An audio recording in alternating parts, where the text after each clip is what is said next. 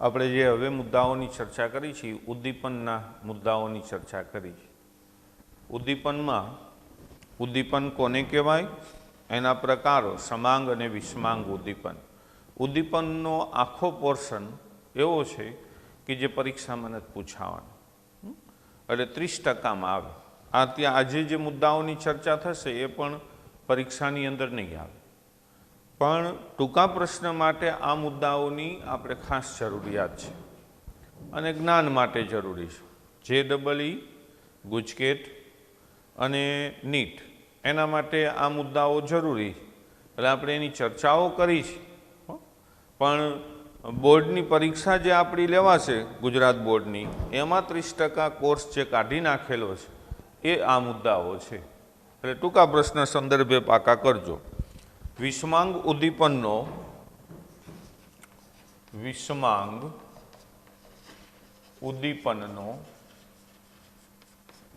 અધિશોષણ સિદ્ધાંત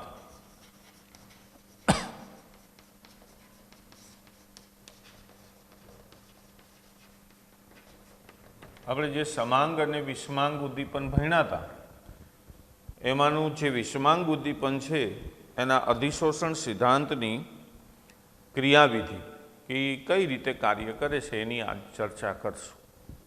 પહેલું, જૂનો જે સિદ્ધાંત હતો એ ઉદ્દીપકનો અધિશોષણ સિદ્ધાંત હતો। એ સિદ્ધાંતની અંદર શું હતું કે ઉદ્દીપકની સપાટી ઉપર પ્રક્રિયકના અણુઓ છે એ રાસાયણિક પ્રક્રિયાઓ કરી અને એમાંથી નિપજની અંદર એનું રૂપાંતર કરે। આ જૂનો ઉદ્દીપકનો સિદ્ધાંત હતો। અને જે નવો ઉદ્દીપકનો જે સિદ્ધાંત છે અધિશોષણનો એ કેવો છે તો કે રાસાયણિક પ્રક્રિયા જ્યારે થશે ઉદ્દીપક સાથે ત્યારે એ એક મધ્યવર્તી સંયોજનની રચના કરશે, ઇન્ટરમીડિયેટ કમ્પાઉન્ડ બને વચ્ચેનું એક સંયોજન। પછી એમની વચ્ચેના બંધ છે એ બધા નિર્બળ હોય એટલે એ બંધ તૂટી જાય અને એમાંથી નિપજના અણુઓનું નિર્માણ થાય। તો અહીંયા મધ્યવર્તી સંયોજનનું જે નિર્માણ થવું એને આધુનિક સિદ્ધાંત કીધો છે। તો આમ પ્રક્રિયકો છે એ ઉદ્દીપકની સપાટી ઉપર જે રાસાયણિક પ્રક્રિયાઓ કરે છે એના લીધે ઉદ્દીપક શું કરે છે, નિપજ ઝડપથી બનાવે છે। એટલે રાસાયણિક પ્રક્રિયાનો વેગ રહ્યો ને એ શું કરે, ઝડપી બનાવે। તો એક જૂનો અને એક નવો સિદ્ધાંત, આ બંનેનું સંયુક્ત રીતે આધુનિક સિદ્ધાંતની અંદર લેવામાં આવ્યું છે। એટલે વિષમાંગ ઉદ્દીપનનો જે અધિશોષણનો સિદ્ધાંત છે એમાં આધુનિક બે સિદ્ધાંતને સાંકળી લીધા છે, જૂનો સિદ્ધાંત અને નવા સિદ્ધાંતને। તો ઉદ્દીપકના જે અધિશોષણ સિદ્ધાંત છે એની ચોક્કસ બાબતો કે આ 5 બાબતોથી તમે પ્રક્રિયકમાંથી નિપજ બને અને ઉદ્દીપક છે આ રીતે કાર્ય કરશે। તો પહેલી બાબત કે પ્રક્રિયકનું ઉદ્દીપકની સપાટી ઉપર ઉતરાણ થવું। માની લો કે આ મારી પાસે એક પાત્ર છે, પાત્રની અંદર મેં અહીંયા એક ઉદ્દીપક મૂકેલો છે, આ ઉદ્દીપક, અને આ પાત્રમાં વાયુના અણુઓ ભરેલા છે। એ વાયુના અણુઓ દાખલા તરીકે નાઇટ્રોજન અને હાઇડ્રોજન વાયુ લીધા હોય તો આ ઉદ્દીપક તરીકે લોખંડ હોય, હેબર વિધિ આપણે ભણી ગયા। તો આ બે પ્રક્રિયકો છે, આ પ્રક્રિયકો શું કરશે, ઉદ્દીપકની સપાટી ઉપર ઉતરાણ કરશે આમ પહેલા। એટલે પહેલી બાબત કે પ્રક્રિયકનું ઉદ્દીપકની સપાટી ઉપર પ્રસરણ થવું અથવા ઉતરાણ કરવું। ત્યાર પછી ઉદ્દીપકની સપાટી ઉપર પ્રક્રિયકના જે અણુઓ છે એ પ્રસરણ થયા, એનું ધીમે ધીમે અધિશોષણ થશે સપાટી ઉપર। એટલે આ જે પ્રક્રિયકના અણુઓ છે એ આ ઉદ્દીપકની સપાટી ઉપર શું કરે, અધિશોષણ થાય। એટલે આની અંદર એ અધિશોષણ પણ એ સપાટી ઉપર જ રહી। ત્યારબાદ ચોથી બાબત કે અહીંયા મધ્યવર્તી સંયોજનનું નિર્માણ થાય, વચ્ચેનું એક ઇન્ટરમીડિયેટ કમ્પાઉન્ડ બને। દાખલા તરીકે હું એમ કહું કે ભાઈ આ ઉદ્દીપક છે, આ ઉદ્દીપકમાં મેં 2 પ્રક્રિયકના અણુ લીધા, A અને B, આ પ્રક્રિયક અણુ, આ ઉદ્દીપક, હજુ એક લઈ લઈ ઉદ્દીપક। તો ઉદ્દીપકની સપાટી ઉપર આ એ અને બી પ્રક્રિયકો છે એનું પ્રસરણ થશે અને પછી એનું અધિશોષણ થશે. એટલે અધિશોષણની જે ઘટના થાય એને હું આ રીતે દર્શાવું છું. જો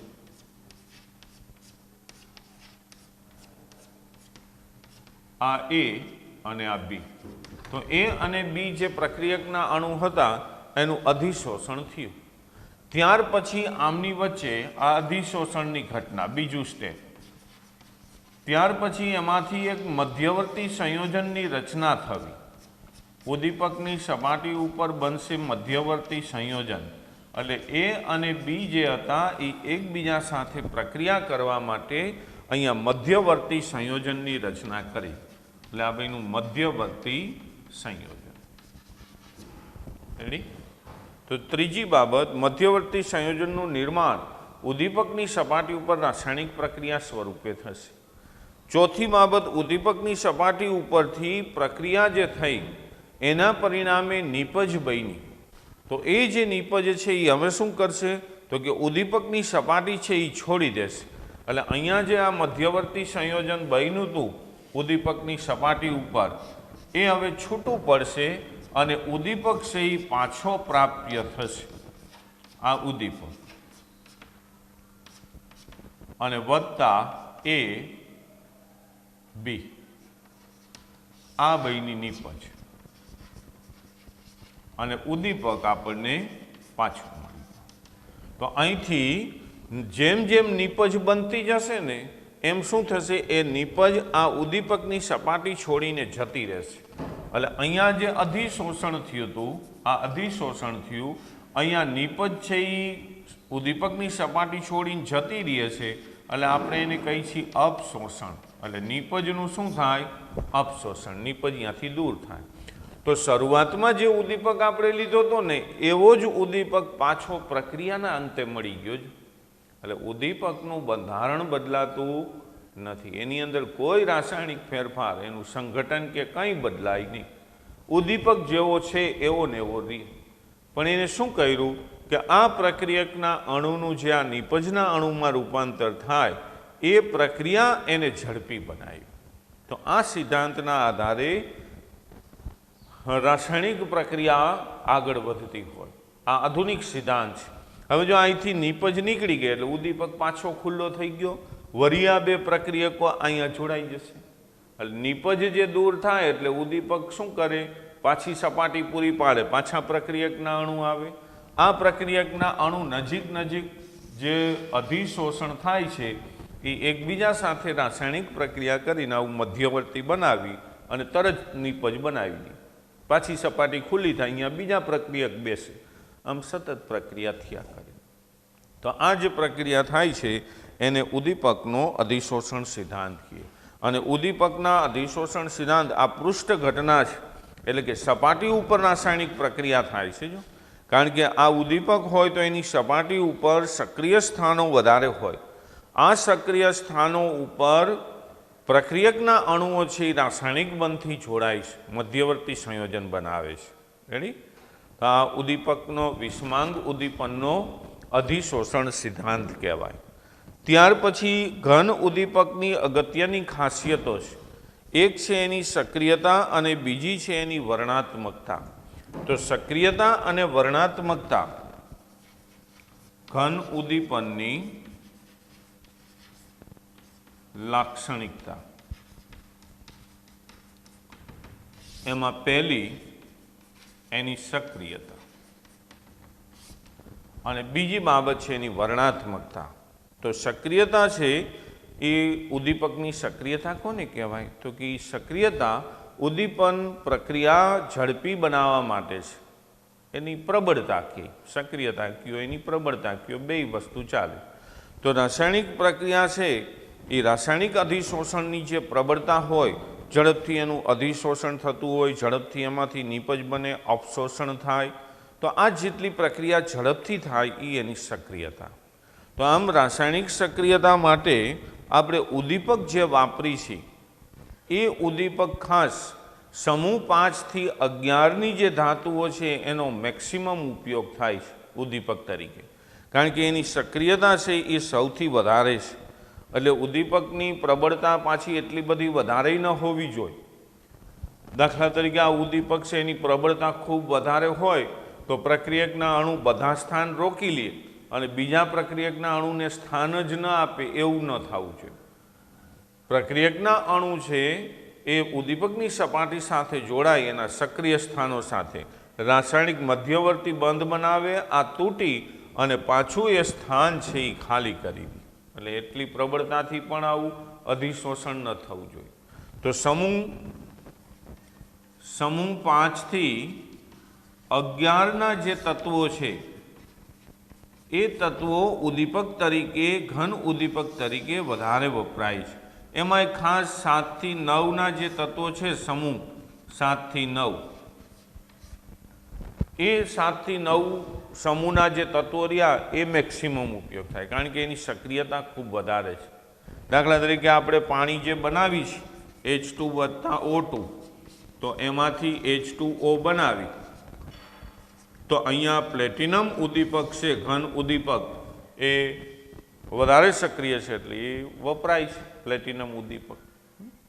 એટલે ટૂંકા પ્રશ્નમાં જો પૂછે તો મહત્તમ સક્રિયતા આવર્ત કોષ્ટકના કયા સમૂહ ધરાવે છે, તો 7 થી 9 આવું લખવાનું. રેડી? અને આમ 5 થી 11 સુધી બધાની સક્રિયતા વધારે જ છે, પણ મહત્તમ સક્રિયતા સમૂહ 7 થી 9ની છે. અને ત્યાર પછી ઉદ્દીપકની વર્ણાત્મકતા. વર્ણાત્મકતા કેને કહેવાય? તો કે એક જ પ્રકારના પ્રક્રિયકો હોય એ પ્રક્રિયકોમાંથી જ્યારે જુદી જુદી નિપજો મેળવવાની હોય ત્યારે ઉદ્દીપકની પસંદગી નક્કી કરવી પડે કે કયો ઉદ્દીપક વાપરવાથી આપણને આ પ્રકારની નિપજ મળશે. તો એને આપણે વર્ણાત્મકતાથી ઓળખીએ છીએ. મોસ્ટ આઈએમપી પ્રશ્ન હતો આ, પણ હવે તો આ 30%માં છે એટલે પણ ગુજકેટમાં ને એમાં પૂછાય.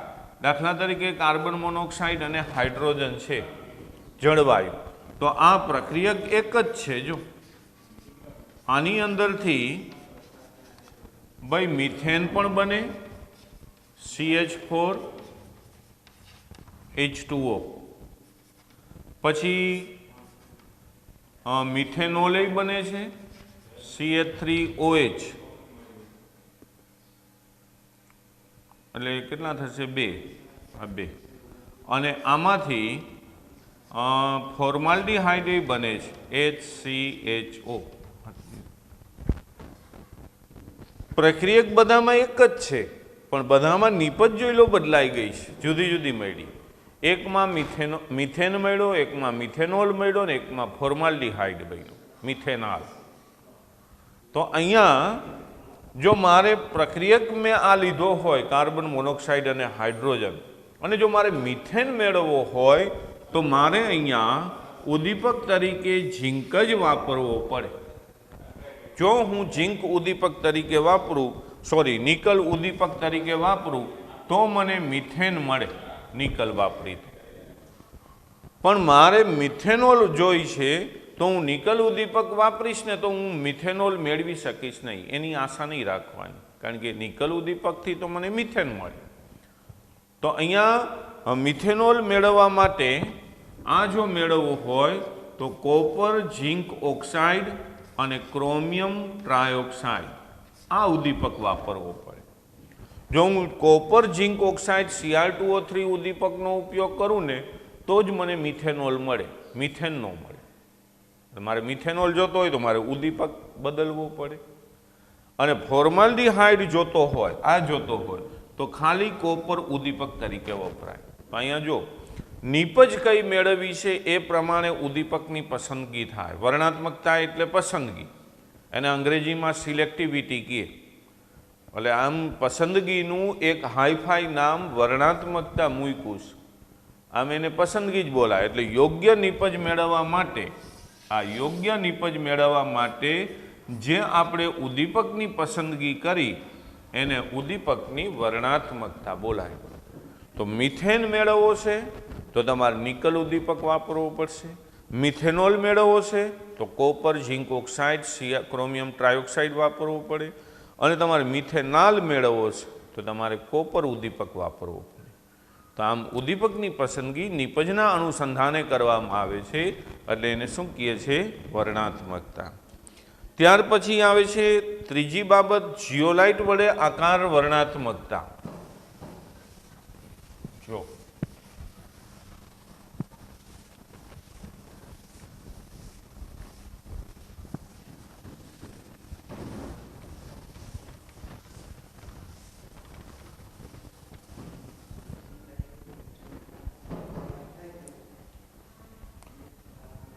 જીઓલાઇટ વડે આકાર વર્ણાત્મક ઉદ્દીપન.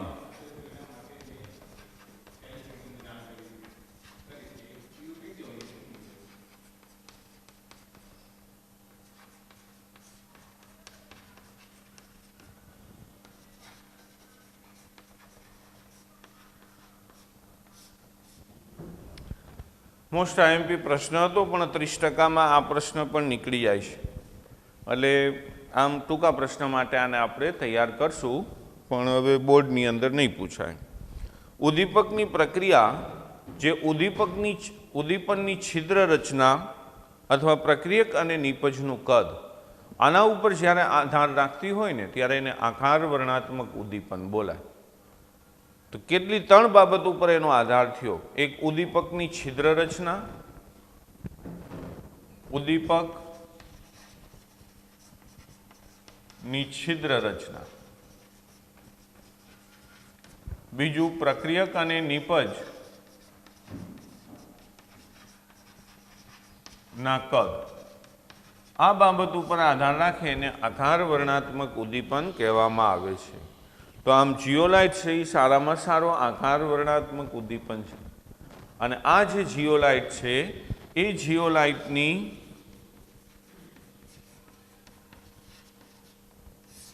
રચના મધપૂડા જેવી હોય છે. તમારા હાથમાં જીઓલાઇટ હોય તો તમને એમાં મધપૂડો ન દેખાય ભાઈ.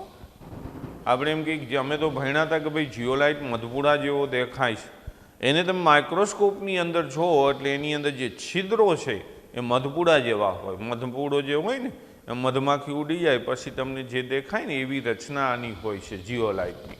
અને જીઓલાઇટ એલ્યુમિનો સિલિકેટનું રાસાયણિક બંધારણ ધરાવે છે. એલ્યુમિનો સિલિકેટ. આ એલ્યુમિનો સિલિકેટ એટલે કે એલ્યુમિનિયમ અને સિલિકોનના પરમાણુઓ છે એ એકબીજા સાથે જાળીદાર રચનાથી ગોઠવાયેલા હોય છે. એમાં જે સિલિકોન હોય એનું વિસ્થાપન કોઈક જગ્યાએ એલ્યુમિનિયમથી થયેલું હોય. એટલે આખું એનું જે રાસાયણિક બંધારણ રહ્યું ને એ બંધારણમાં એલ્યુમિનિયમ, ઓક્સિજન, સિલિકોન આ પ્રકારનું એ રાસાયણિક બંધારણ ધરાવે. એટલે ક્યાંક એલ્યુમિનિયમ શું કરે કે સિલિકોન પરમાણુ હોય ને એનું વિસ્થાપન કરી દે, વચ્ચે એલ્યુમિનિયમ સ્થાન લઈ લે. એટલે આને એલ્યુમિનો સિલિકેટથી ઓળખવામાં આવે છે. એટલે આમ આનો આધાર રહ્યો ને પ્રક્રિયક અને નિપજના કદ અને જીઓલાઇટ જે રહ્યો એની છિદ્ર રચના ઉપર આધારિત છે. એટલે એને આકાર વર્ણાત્મક ઉદ્દીપન કીધો છે. આ જીઓલાઇટ કુદરતની અંદરથી પણ મળે છે અને એને પ્રયોગશાળાની અંદર સંશ્લેષિત રીતે પણ બનાવવામાં આવે છે. એટલે પ્રયોગશાળામાં જીઓલાઇટ બને, કુદરતી રીતે પણ જીઓલાઇટ પ્રાપ્ય છે. પણ પ્રયોગશાળાની અંદર જે બનાવવામાં આવતા જીઓલાઇટ છે એનો મેક્સિમમ ઉપયોગ પેટ્રોરસાયણ ઉદ્યોગમાં થાય છે. એ પેટ્રોરસાયણ ઉદ્યોગમાં મહત્તમ મુખ્યત્વે વપરાતો જીઓલાઇટ છે ZSM-5. આ જીઓલાઇટનું સ્વરૂપ છે એ પ્રયોગશાળાની અંદર બનાવેલું છે કે જેનો પેટ્રોરસાયણ ઉદ્યોગમાં મેક્સિમમ ઉપયોગ થાય. હાઇડ્રોકાર્બનના વિભંજનમાં થાય, સમઘટીકરણમાં થાય, મહત્તમ ઉપયોગ આ વપરાય જીઓલાઇટ. એટલે પેટ્રોરસાયણ ઉદ્યોગમાં વપરાતો આ જે ZSM-5 છે એ આલ્કોહોલનું નિર્જલીકરણ કરી અને સીધું જ એને ગેસોલિનમાં ફેરવી દે. એટલે આલ્કોહોલમાંથી આલ્કોહોલ હોય એનું નિર્જલીકરણ કરી સીધું જ એ ગેસોલિન એટલે ભાઈ પેટ્રોલ, એનું અલગ નામ છે પેટ્રોલ. એટલે આલ્કોહોલના નિર્જલીકરણ કરી પેટ્રોલમાં રૂપાંતર કરવા આ ZSM5 ઉદ્દીપકનો ઉપયોગ થાય. જીઓલાઇટનું જ આ સ્વરૂપ છે કે જેને પ્રયોગશાળાની અંદર બનાવેલું છે. તો આમ હાઇડ્રોકાર્બન સંયોજનની અંદર ખૂબ હાઇડ્રોકાર્બનના વિભંજન, પેટ્રોરસાયણ, સમઘટીકરણ, પછી આલ્કોહોલને ગેસોલિનમાં ફેરવવા કયા ઉદ્દીપકનો ઉપયોગ થાય તો લખવાનું ZSM5 જીઓલાઇટનું. એટલે આ આપણો આકાર વર્ણાત્મક ઉદ્દીપન. અને ત્યાર પછી એક છેલ્લો પ્રશ્ન, ઉત્સેચક ઉદ્દીપન. ઉત્સેચક ઉદ્દીપન. પછી ઉત્સેચક ઉદ્દીપનની લાક્ષણિકતાઓ આવશે, પણ એની ચર્ચાઓ આપણે નેક્સ્ટ પીરિયડની અંદર કરશું. ઉત્સેચક ઉદ્દીપન કોને કહેવાય? તો ઉત્સેચકો છે એ જટિલ નાઇટ્રોજન યુક્ત સંયોજનો છે. આપણા શરીરની અંદર ઢગલાબંધ ઉત્સેચકો છે. આ બધા જ ઉત્સેચકો નાઇટ્રોજન યુક્ત સંયોજન છે અને આપણે એને ઉદ્દીપક પણ કહીએ છીએ. અને આપણા શરીરની અંદર જોવા મળતા જે ઉત્સેચકો છે એ આમ મુખ્યત્વે પ્રોટીનના બનેલા છે. અને આપણું આ જે શરીર રહ્યો ને એ શરીરની અંદર કુદરતી રીતે કેટલાય બધા ઉત્સેચકો બનતા હોય છે. એટલે આમ આપણું કુદરતની અંદર જોવા મળતા, પછી એ સજીવ વનસ્પતિ હોય કે પ્રાણીઓ હોય, પ્રાણીમાં પછી આપણે પણ આવી જાય. તો વનસ્પતિ અને પ્રાણીઓ બધાની અંદર આવા નાઇટ્રોજનયુક્ત ઉત્સેચકો સમાયેલા છે. અને એ ઉત્સેચકો આપણા શરીરની અંદર ચાલતી જે જૈવ રાસાયણિક પ્રક્રિયાઓ છે એને પદ્ધતિસર કરતા હોય છે. એટલે આમ કુદરત છે એ ઉત્સેચકની રચનાનો એક અદ્વિતીય ડિઝાઇનર કીધો છે. એક પાઠ તમારે બીજા ભાગમાં આવશે, જૈવિક અણુઓ. એની અંદર પ્રોટીનનો અભ્યાસ કરવામાં આવશે. એ પ્રોટીનમાં આપણે એવું ભણતા હશું કે એ એક ઉત્સેચક તરીકે કામ કરે છે અને ઉચ્ચ આણ્વીય દળ ધરાવે છે. એટલે આણ્વીય દળ પણ એના ખૂબ ઊંચા છે. તો આવા જે આપણા શરીરની અંદર કામ કરતા જે ઉત્સેચકો છે એને જૈવ ઉત્સેચકોથી ઓળખવામાં આવે. પછી આપણું શરીર હોય કે વનસ્પતિનું હોય તો એને જૈવ ઉત્સેચકો કહેવાય. અને એની જે આખી પ્રક્રિયા થાય, રાસાયણિક પ્રક્રિયા શરીરની અંદર, એને જૈવ રાસાયણિક ઉદ્દીપનથી ઓળખવામાં આવે છે. તો આ જે જૈવ રાસાયણિક ઉદ્દીપનની જે પ્રક્રિયા થાય છે એમાં ઘણા ઉત્સેચકો છે એ જીવિત કોષોમાં શુદ્ધ સ્ફટિક સ્વરૂપે જોવા મળે. આમ શરૂઆત પ્રયોગશાળાની અંદર 1969માં સૌ પ્રથમ ઉત્સેચક બનાવવામાં આવ્યો હતો પ્રયોગશાળામાં. ત્યાર પછી તો ઢગલાબંધ ઉત્સેચકો છે એ પ્રયોગશાળાની અંદર બનાવવામાં આવ્યા છે. તો આ બધા ઉત્સેચકો છે એ કઈ રીતે કામ કરે છે? તો પહેલું છે ખાંડનું વ્યુત્ક્રમણ. ખાંડનું વ્યુત્ક્રમણ. તો ખાંડનું જે સૂત્ર છે C12H22O11. તો ખાંડનું વ્યુત્ક્રમણ એટલે ખાંડનું આમ જળ વિભાજનની પ્રક્રિયા. તો આ પ્રક્રિયા છે ઇન્વર્ટેજ ઉત્સેચકની હાજરીમાં થાય. ઇન્વર્ટેજ. તો ખાંડ C12H22O11 પ્લસ H2O આની ઉપર ઇન્વર્ટેજ ઉત્સેચક કાર્ય કરે અને એનું રૂપાંતર ગ્લુકોઝ C6H12O6 અને ફ્રુક્ટોઝની અંદર કરે છે. એટલે ગ્લુકોઝ બનાવે અને બીજો બનાવે ફ્રુક્ટોઝ. બેયના સૂત્રો સમાન છે પણ બેયના બંધારણ અલગ અલગ છે. એટલે જૈવિક અણુ પાઠની અંદર એના બંધારણનો અભ્યાસ આવશે, તમારે સાહેબ શીખવાડશે તમને. પછી ગ્લુકોઝનું ઇથાઇલ આલ્કોહોલની અંદર રૂપાંતર. તો ગ્લુકોઝમાંથી જ્યારે ઇથાઇલ આલ્કોહોલ બનતો હોય, ગ્લુકોઝમાંથી ઇથાઇલ આલ્કોહોલ, તો આ ઇથાઇલ આલ્કોહોલ બનાવવા ઝાયમેઝ ઉત્સેચકનો ઉપયોગ થાય છે. તો ગ્લુકોઝનું સૂત્ર આપણે જાણી C6H12O6. ઝાયમેઝ ઉત્સેચક, ઝાયમેઝ ઉત્સેચકની હાજરીમાં એમાંથી બને C2H5OH ઇથેનોલ. C2H5OH ઇથેનોલ વત્તા કાર્બન ડાયોક્સાઇડ છૂટો પડે CO2. 2 ને 2 4 તો રહ્યા ને 1 મિનિટ 2 દુ 4, 4 ને 2 6, 6 કાર્બન, 5 દુ 10, 10 ને 2 12, 12 હાઇડ્રોજન ને ઓક્સિજન 6. તો આ ગ્લુકોઝમાંથી ઇથાઇલ આલ્કોહોલમાં કયો ઉત્સેચક કામ કરશે? તો કે ઝાયમેસ. ત્યારબાદ ત્રીજી પ્રક્રિયામાં સ્ટાર્ચનું માલ્ટોઝની અંદર રૂપાંતર. તો સ્ટાર્ચમાંથી માલ્ટોઝ C6H10O5. સ્ટાર્ચના આ સૂત્રનો અભ્યાસ પણ જૈવિક અણુપાઠની અંદર થવાનો છે. તો સ્ટાર્ચનું જે જળ વિભાજન થાય H2O એની હાજરીમાં, તો સ્ટાર્ચના જળ વિભાજનથી એમાં માલ્ટોઝની અંદર રૂપાંતર થાય અને અહીંયા જે ઉત્સેચક કામ કરે એ ડાયાસ્ટેજ અને એમાંથી બનાવે માલ્ટોઝ. માલ્ટોઝનું સૂત્ર રહ્યું ને એ C12H22O11, જે ખાંડનું છે એ જ સૂત્ર છે માલ્ટોઝ. માલ્ટોઝ પણ આવશે જૈવિક અણુપાઠની અંદર. એટલે C12H22O11 એને સુક્રોઝ કહેવાય, માલ્ટોઝ કહેવાય. બંધારણો એના જુદા જુદા હોય, જે બંધથી જોડાયેલા હોય ને એ અલગ હોય. ડાયાસ્ટેજ ઉત્સેચકનો ઉપયોગ થાય. પછી માલ્ટોઝનું ગ્લુકોઝની અંદર રૂપાંતર. તો માલ્ટોઝમાંથી જ્યારે ગ્લુકોઝમાં રૂપાંતર થાય ત્યારે માલ્ટેઝ ઉત્સેચકનો ઉપયોગ થાય.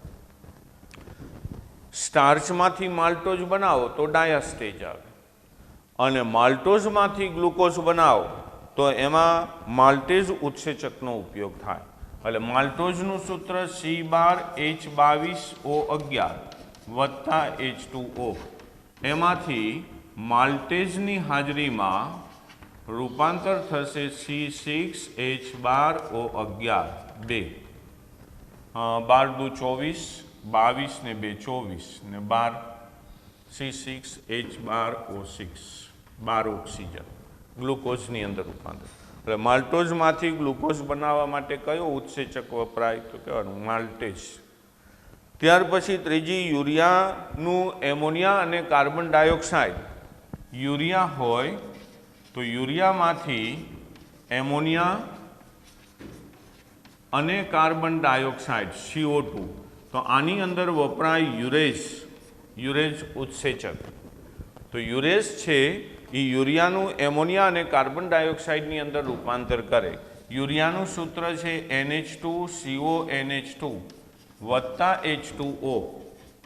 યુરેઝ ઉત્સેચકની હાજરીમાં એમાંથી રૂપાંતર થશે એમોનિયા અને કાર્બન ડાયોક્સાઇડ વાયુ 2 અને 1 CO2 2 ઓક્સિજન.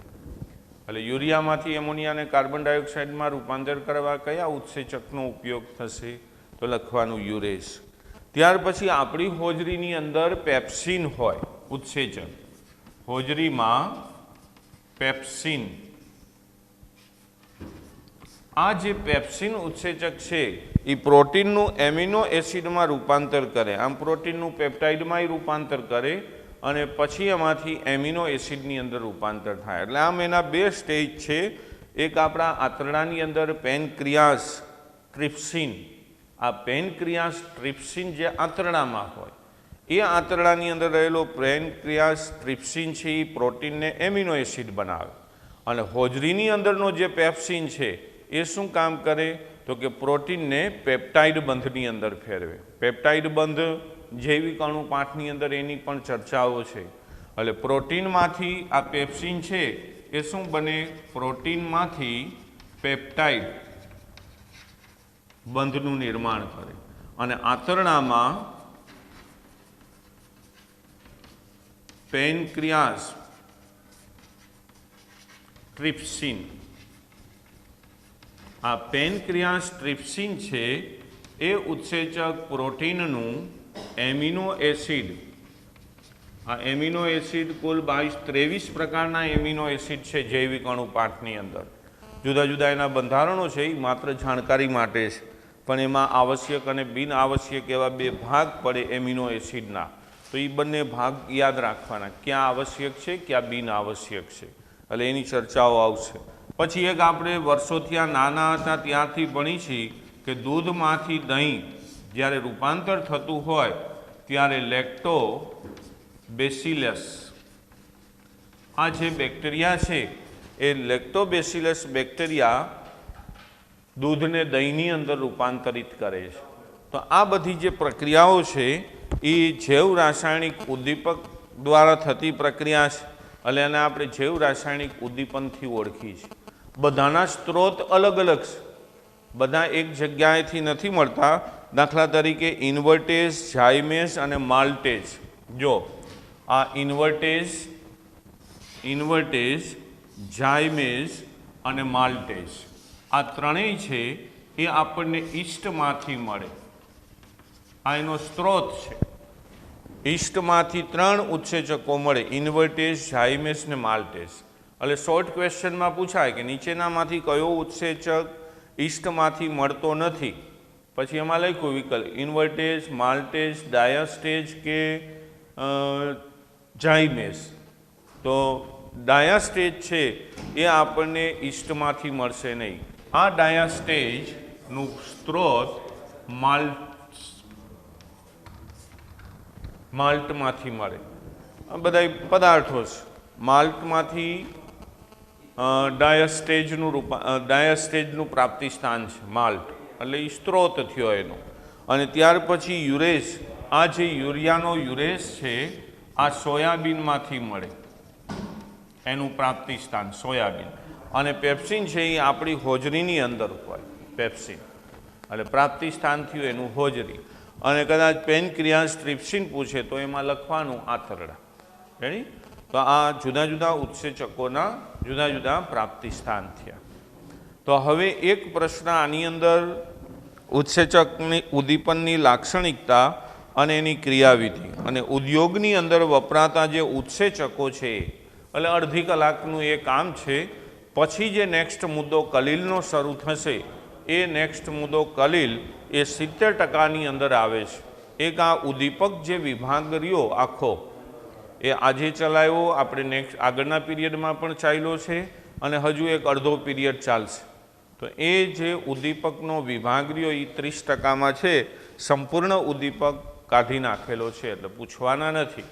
પણ શોર્ટ ક્વેશ્ચન આજે તમે જોઈ લેજો કે ભાઈ આટલું આવું ભણ્યા હતા તો આની અંદર આવા ટૂંકા પ્રશ્નો છે, આટલું જોઈ લો.